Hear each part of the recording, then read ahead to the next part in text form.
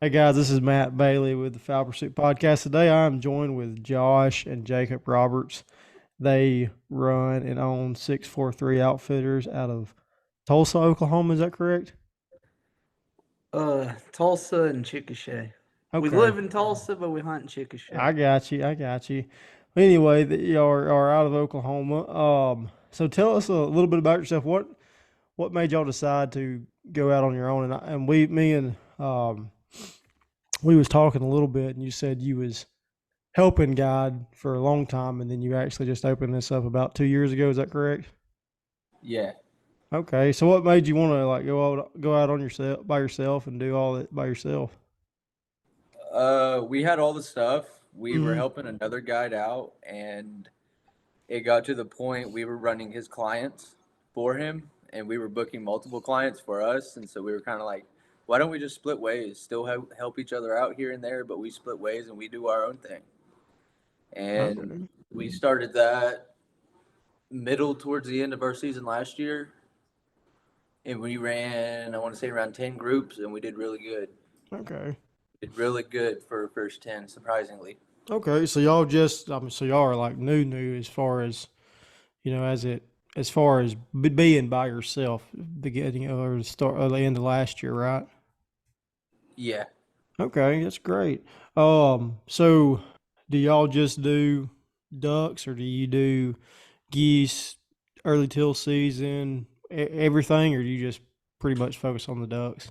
It depends who you ask. If you ask me, I want to shoot straight geese. If you ask him, it's straight I ducks. Yeah, I got you. talked to him in the early teal season this year. Okay, how'd y'all do? How many hunts we run? Three or We four? ran, I want to say, 4 hunts, and we shot a little over 100 birds. Okay, that's pretty solid. Are y'all pretty as far as what's this season looking like for y'all? Man, with this most recent cold front we got, what was it, this past weekend? Yeah. Yeah, this past weekend, we've gotten a ton of ducks to come down. A lot more than normal for this time of year. Hmm. And then we've actually started seeing some lessers, which is a little shocking for this early in the year, also. Oh yeah, yeah. And we've which if anybody's listened to the podcast and you're hearing this again, I'm gonna sound like a broken record, but here recently, probably about maybe a little bit over a week ago, or maybe it was just right out a week ago, we had a crap ton of specs over here in Alabama. And that is like you don't see it. You might see one or two every now and then, but we had thousands of them. I'm pretty sure they done left by now. I haven't been seeing them, but so it's. I think birds are on the move. It's just where are they going to stop and stay at? So when does y'all season actually open? Is it in a few days or So goose season actually opens next Saturday. This okay? Saturday. This Saturday. Duck season opens next Saturday, the 11th. Okay. Y'all have a already booked the opening weekend for y'all or opening day or We have not. Opening in the second weekend is still open. Thanksgiving is our first group comes in.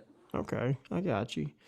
We normally Um. don't book this early in the year because normally we don't really have that many, and we don't want to put somebody on a bad hunt. Oh yeah, So we for try to sure. book it for after Thanksgiving because that's normally when we start seeing the numbers we'd Mm-hmm. want to run a hunt with. Oh yeah, for sure. I mean, if you got paying clients, you definitely don't want to put them on a place with no birds. I think that's where a lot of outfitters, especially like newer outfitters, go wrong. They try to book up as much as they can, and and to an extent, it's you can only go on so many good hunts if the birds are there. So I think you're doing it right as far as waiting for the birds to come down, and at least giving your clients opportunity to get on some good ones, not just make a wasted trip out of it. So that's good. Um, Now, as far as by yourselves, do y'all plan on hunting opening day and opening day of goose season and duck season, or y'all just gonna wait for the birds? We're gonna scout like crazy this Hmm. weekend for opener, and if we find something good for opener, we might post something on Facebook or something like that we have a hunt available and try to get a quick hunt in. But if not, we might just go publicly and grind somewhere if we can't really find nothing. Go Hmm. back Or to we the might, roots. yeah, or we Oh might yeah. just scout some more and go from there. Yeah, I love me some public land hunting, man. I live for it. Real honestly. Um, so how long have y'all been? I know you said you just got into it. How long have y'all been duck hunting? Like, when did y'all start? Did y'all, grow up with it, or Man, how did that journey look like for you? I couldn't tell you. I was holding the bird when I could walk. Oh, really?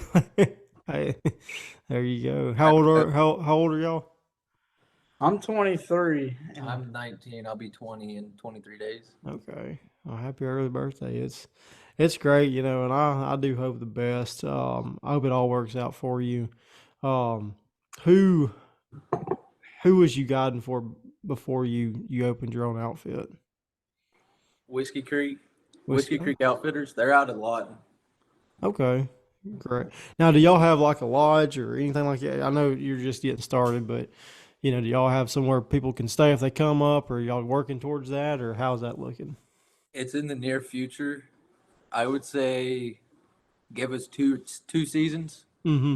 and we will. But for people to stay, we do have a lot of Airbnbs and hotels around the areas we hunt. So we do have lodging through hotels and Airbnbs that people could stay at. we'll Okay. give them our recommendations of where to stay and not to stay. And Oh like, yeah. if we have a hunt over here, we'll try to get them to stay closer to the hunt so they're not driving like 45 minutes the opposite Yeah. direction. Now, do That's what y'all? we Yeah. since we live 3 hours away from where we around where we hunt, so we'll Mhm. drive down, get an Airbnb, scout that whole weekend, whatever, and then come back, chill for a day or two, and then do it all over again. Yeah. So it's like it's pretty much a full time job for you at this point, huh? And still keep them full time Yeah. job. Yeah. Oh yeah. So hey, it's it can get busy for sure. And now is that y'all's kind of end goal was to do it as far as like in the season goes? Is it a goal to do it full time, or are you just going to kind of take it day by day and season by season to see how it goes, and then plan, just cross that bridge when you come to it, type deal? It's our main goal is to try to have a full-time outfitter, Mm-hmm. but we're just gonna let it see how it goes and go from there as of right now. I got you. Well, I will say, coming from, I have so a little bit of backstory about me. So I have been in the customer service industry for since I was an adult, my whole adult life, and I'm 27 now. It's always as long as you treat people right. This is just coming from me. If as long as you treat people right, give them, fair deals, do whatever you can to make it right. Whenever you do, it's not if something wrong happens; it's when it happens. As long as you take care of that, take care of your customers, it's you can build a legitimate brand and anything you do. It's all customer service. I mean, you got to look at it as like, yes, you're in the bird killing business, but you're not in the bird killing business. You're in the people business. So, Yeah. uh, Right. so that would be my advice for it. If as long as you take care of folks, folks take care of you. So, um, if whatever my 2 cents is worth to you, but so do y'all guide mostly on private land, or do you do some public guides too, or what is that So looking like? in Oklahoma, you actually can't guide on public land. Oh, can you not? Okay, No, you can't. It's a felony charge, I really? believe. I didn't Don't know quote that. me on that, but I know you can't guide on public. I didn't So know all of that. our stuff is private. Okay, private leases, or I got you. Okay. Now do y'all have a certain like certain amount of fields that you do, or do you just go around pretty much door knocking and saying hey, all So that? we have a centralized area we try to stay Hmm. around because that's just kind of where our bread and butter's at. And we have fields, sloughs, potholes. I mean, anything you can really think of. If it rains enough, we got sheet water and wheat fields. But when the hunting's tough, we will branch out and we will do what we have to do, Hmm. if that makes sense. That's good. Yeah. I don't want to say we step on other people's toes, but in the end game, we kind of have to. Oh yeah. When It's you have 50 new outfitters in Oklahoma that popped up over the summer. Oh yeah, I believe it. I believe it, and it's bad. It's like any other business goes. I mean, the chances are of like making it big time and actually being successful at it in any business you open up, it is slim. But like I said, as long as you take care of people, people often tend to take care of you. So I hope the best for you on that. Now, do y'all do? This is not really an outfitter question. Do y'all have any, out of state hunts coming up, or do y'all plan on traveling this year? Or I want to, but we're just too damn busy. I got you.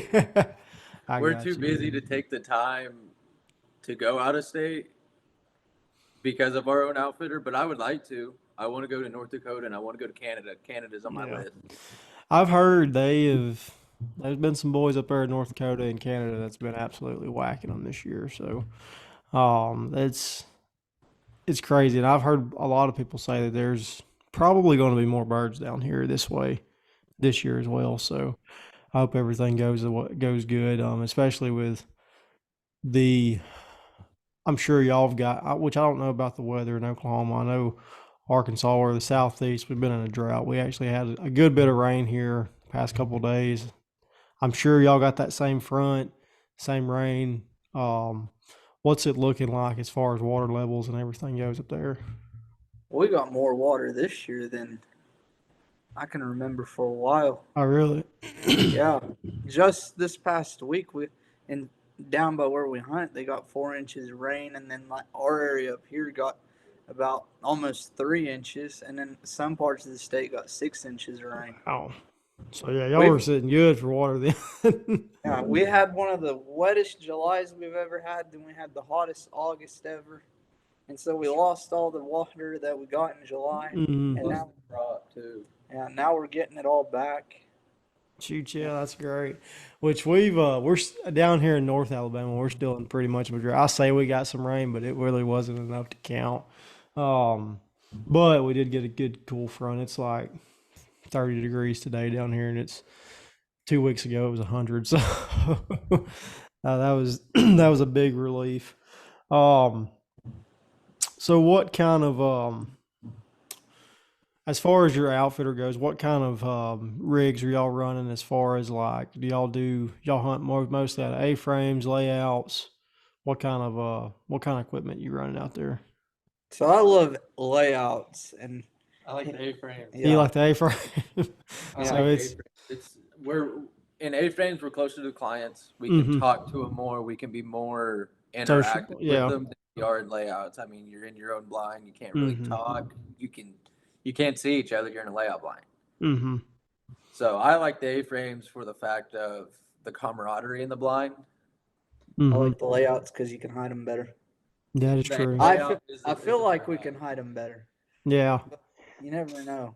Well, personally, I've killed them out of both. So I mean, it's but I'm with you. I like being close and the camaraderie of that's half the fun to me anyway. And like I said, I have hunted out of both of them, and in the A-frame, it does get, especially if you're not really working anything, it's kind of hard to. You're just laying there. That I've been guilty of falling asleep, but And we had a couple yeah. last year with them. We had a group of geese But- come in after like an hour or so, no geese. Mhm. And we say shoot them, and half the group's asleep. The group sleep. Hey, I can't make fun of them because I've done it before too. I mean, once you get in there and you get a little bit of warmth and you're sitting up there like staring at the sky, and next thing you know you're asleep. So, but I like the A-frames better myself. That or just like a blind or something, pit, whatever. But I like the camaraderie of it more. Now, do y'all run dogs up? Do y'all have dogs that you run, or We got too many dogs. If you got too many dogs? I got we have you. a fight of which dog we're taking. Really? Yeah, Yeah, he's we got have- 2, and I got 1. We have 3 that are in training, and they're due to come back this weekend or next weekend. Okay. They labs. What kind of dogs? They're all 3 black labs, 2 Black females and 1 male. Okay, I got you. I got a black lab myself, and I'm actually going to pick her up next week. So, I get it, which I've been tempted, as far as dogs go. I've been tempted. I've looked at some Boykins. I've been contemplating it, but I don't know. it's just something cool to have, which I love my dog, and she's fairly young. She's only 3, or she'll be 3 in January, but she's she's ready to go. I mean, she's gonna be bad. She was bad last year. She's gonna be really bad this year. But so I hope I get to hunt her a good bit. So I'm hoping to take mine out. Mine's gonna be a year around Christmas, but she's already made leaps and bounds more than anybody expected. She surprised a ton I of people. really, She's even surprised him. She's already on like casting, She's blind. on Introduction to Field Blinds. I Yeah. really. Are you Yeah. into hunt test? I don't do them personally. Like I was telling him, I have a dog. She'll be 3 in January. I don't hunt test them personally. My trainer does that, but my dog, she actually got her. She's seasoned right now, and she'll be finished as soon as they start running back up in the spring. So, So but that'd be HRC? yeah, HRC, yeah. But personally, no, I'm not into. I haven't done any hunt tests personally, but my dog is hunt tested though. So, do y'all what about y'all's dogs? Do y'all run the hunt test with them or AKC or We just started this past September. It was actually the last month in Oklahoma for their last 2 hunt tests. Mm-hmm. And I went to one. Unfortunately, we fumbled the bag in the second series, No, really? and we didn't get a pass. The next weekend, we got all 3 dogs, our 2 personals, and then the trainer's dog. They all 3 got passes. And my dog was the youngest dog there that passed. Yeah, she was Really? the youngest dog out of every Yeah. dog at the event. Now it Wow. shocked everybody. That's They wouldn't impressive. expect Yeah, her. and you said she Yeah. wasn't even a year old, huh? Yeah, she's only what? It'd be 9 months. Yeah, I'm pretty sure 9. Wow. 9 or 10. That's impressive. That really is. That really is impressive. They, my opinion, a good dog's worth everything. Though it's really an art to it to see them work. I mean, when you have a good dog, or if you watch a good dog do work, it's like I don't know. If I'm hunting with a really good dog, I almost enjoy watching the dog more than I do hunt. But that's just personal. Yeah, I don't even shoot my gun when I run my dog. Yeah, I don't either. Mostly, 1, because of safety, but 2, I just like watching him run. yeah. We've hunted over the dogs that break and everything. Oh run yeah, through the that's blinds the that worst. drive everyone nuts. And The- then we've hunted over the dogs that are just absolutely phenomenal that drops everybody's Mhm. jaws. The best Well- dog I think I ever seen run was a guy, I want to say he was from Georgia. The dog responded to a whistle through his mouth. Yeah, like he mouth He whistled mouth at him. whistled to his dog. And this dog, I mean, keep in mind, he's 250 yards away on a blind. Wow, that's impressive. It was insane. I've never seen anything like that before. I've never seen anything like that either. But yeah, once you start hunting with good dogs, and then when you got a buddy or we all know, or we've all been probably in that situation where they bring their duck dog, and it's like you don't want, it's mean to say something to them, but at the same time you're just like, damn, everybody gets it, but once you experience hunting over a good dog, it's like, wow, like you feel like you're in the big leagues at that point. It's a big investment to get into. It to is. get a good dog. It's very And expensive keep too. that Yeah. dog Mm-hmm. well maintained and Mhm. well rounded. Mm-hmm. It's a lot of work, and a lot of people don't understand either. Is like once you get them to that point, you still have to work with them pretty frequently to keep them because they'll lose. I mean, It's- you have to get something you keep. You have to. It's not a start and finish process. It's start and then pretty much all the dog's life that you're gonna hunt them at least. You have to be taking care of them, working them, tuning them up pretty much. So it's more of a long-term investment than anything, but in my opinion, it's 100% worth it. So Definitely. I don't think I could go on any hunt without a dog now. oh yeah, I'm spoiled. Like after last year was the first year that I've had, like, I worked my dog. After that, I'm like, I'm not chasing these birds in this shin knee deep water anymore. Just turn the dog loose and let them do the work. It's worth it. It's a beautiful thing, really. So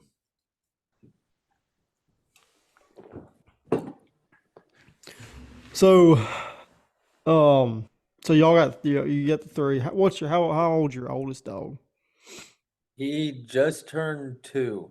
Just turned two. So you got them from two to one. So they're pretty close. How are y'all going to decide which one you take? That's the money Uh, question. This is the best part.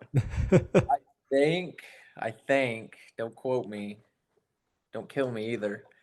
Uh, Basically, if we have a small hunt that we can focus more on a dog being trained rather than shooting into massive Mhm. flogs, then the younger dog will go the female. Mm-hmm. If it's more of we got 5,000, 6,000 lessers, it's going to be a rodeo, then the 2-year-old will go.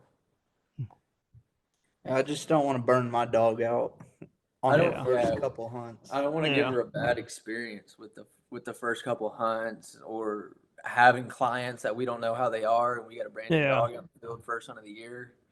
So I don't know. I guess it would be kind of sketchy as far as, especially bringing in clients that you don't know personally, and you having your dog out there and you don't know how you don't know how the clients are demeanored, like as far as accidentally, heaven forbid, accidentally shooting your dog or something. That's what I would be worried about, the biggest part, which it probably never happens, but at some extent, I've heard some stories of it happening, so that would be tough. It happens more than you think. Yeah. We're more worried about the dog than our own two safety sometimes. Oh yeah, once with that kind of investment, you kind of have to be, because people, they get excited and they're just ready to go. I've been on one of the first times I've actually went on a guided hunt. It was been several years ago. I went to speckle belly hunting. It was actually the first time I ever went speckle belly hunting, but I was up there with an outfitter, and he made it very clear that if his dog's in the field, everybody's safe. Pretty much act like it's somebody else in the field. Everybody's safety on. There's no shooting. If birds do come in with the dogs on the field, you don't kill them. And he was very stern on that. So that would be if I was in his position, or if I was in y'all's position, I would probably do the same thing. So We have a pretty stern talk before the hunt with the Oh client. You shoot the dog, you pay for the dog now. Oh yeah. And that bill's got that not one going to be from cheap. Not at Yeah. all. We got Not that one from bit. another outfitter we knew. He's like, well, I tell my clients that if they shoot the dog, they now own the dog, but I'm still keeping the dog. Then they're having to pay for the dog and then Mhm. everything else that comes with it. It's my biggest pet peeve is shooting before we call the shot. I mean, I give one Yeah. warning, after that I'm putting you in the truck, man. It's Yeah. we had multiple times last year. We'd have big volleys of ducks or geese coming in, and we had a single mallard fluttering above the decoys, but 60 pintails, 60, 70 pintails locked up, dropping from the heavens. I mean, the best sight you could see duck hunting. Mm-hmm. And the guy pulls up on the mallard, doesn't shoot it, opens his blind, then gets back down. And then the mallard flies away, all the pintails, All the fly pintails are away. scared away. Yeah. Yeah, That that's. wasn't the only time the same guy done it that hunt. either. Oh, really?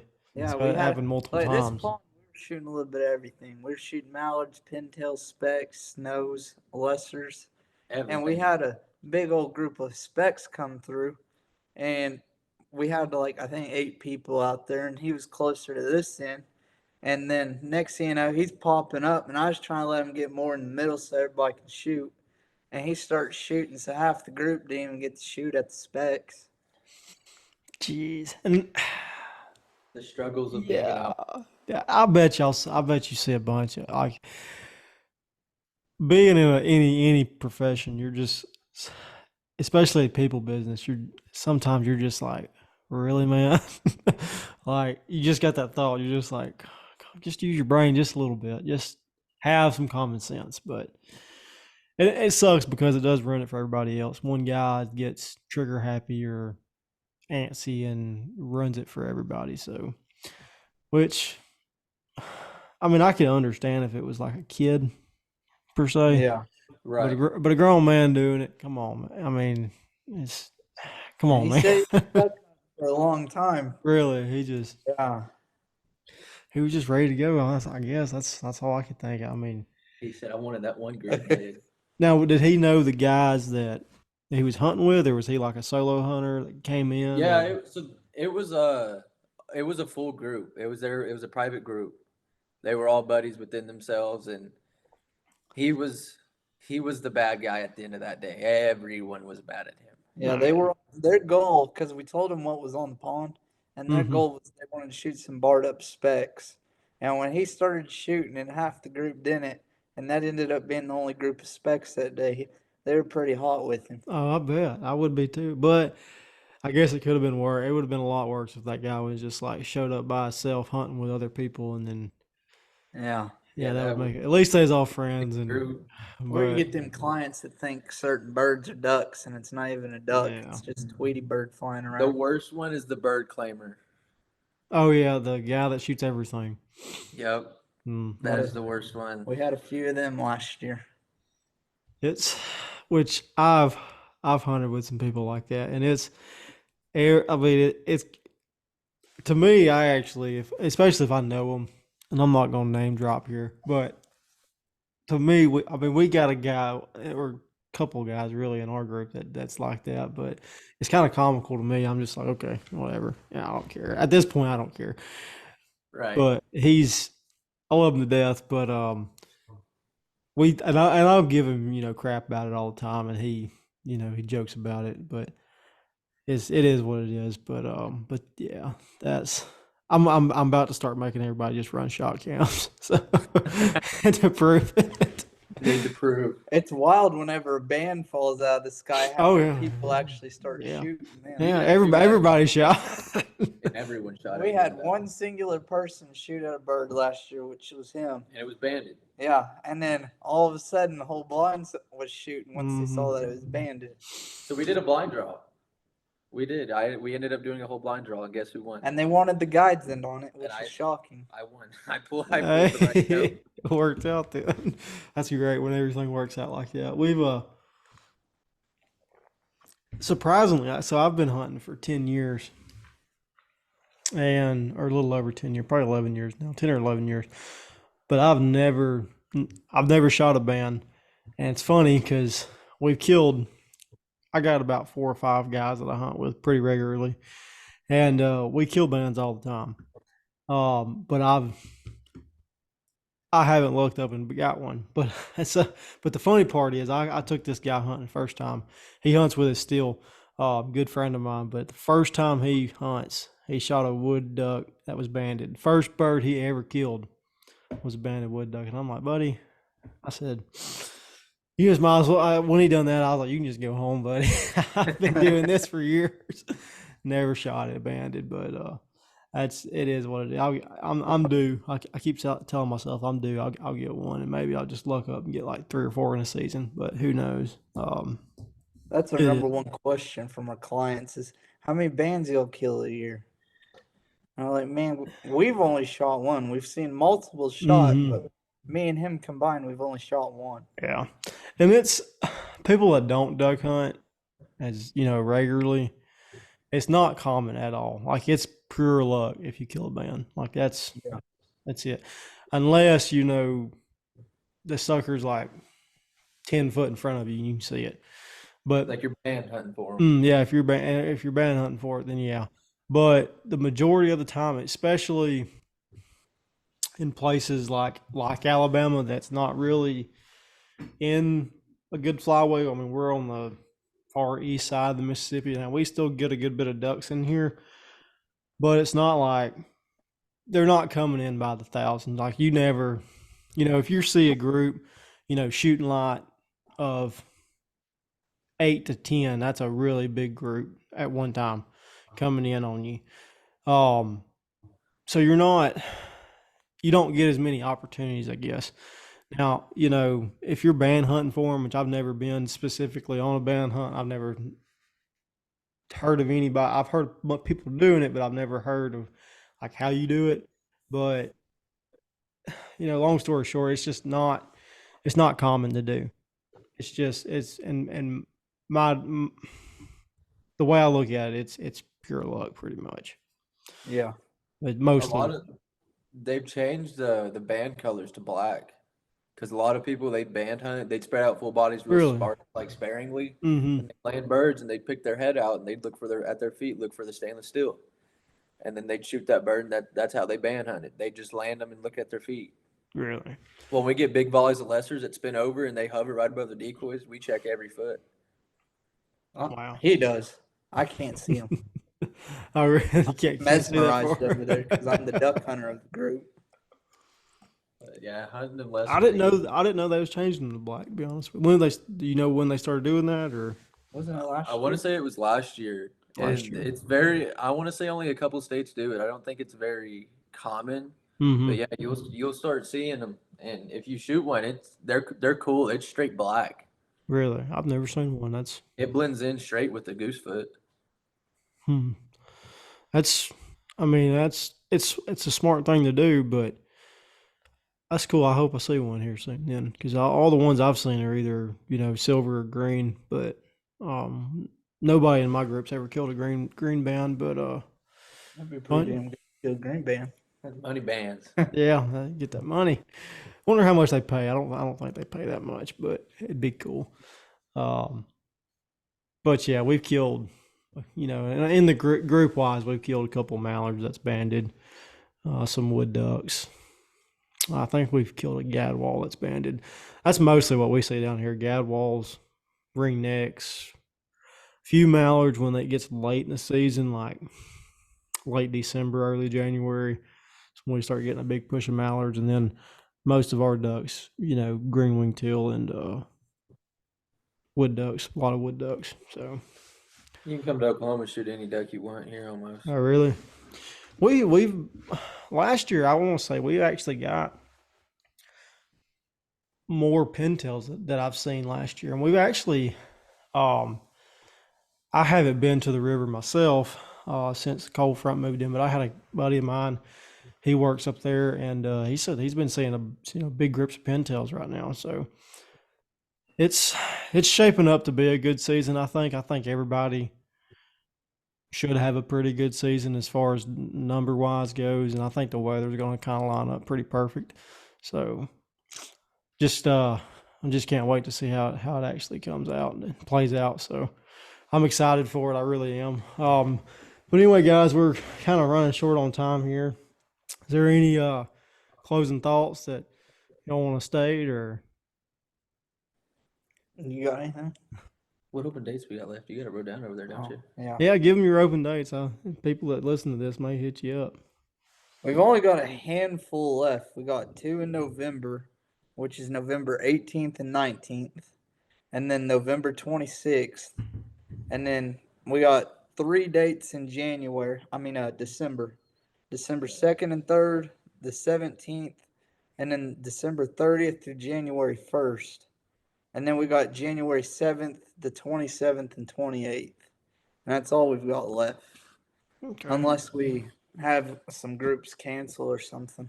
Yeah. Well, it sounds like y'all got a pretty busy schedule.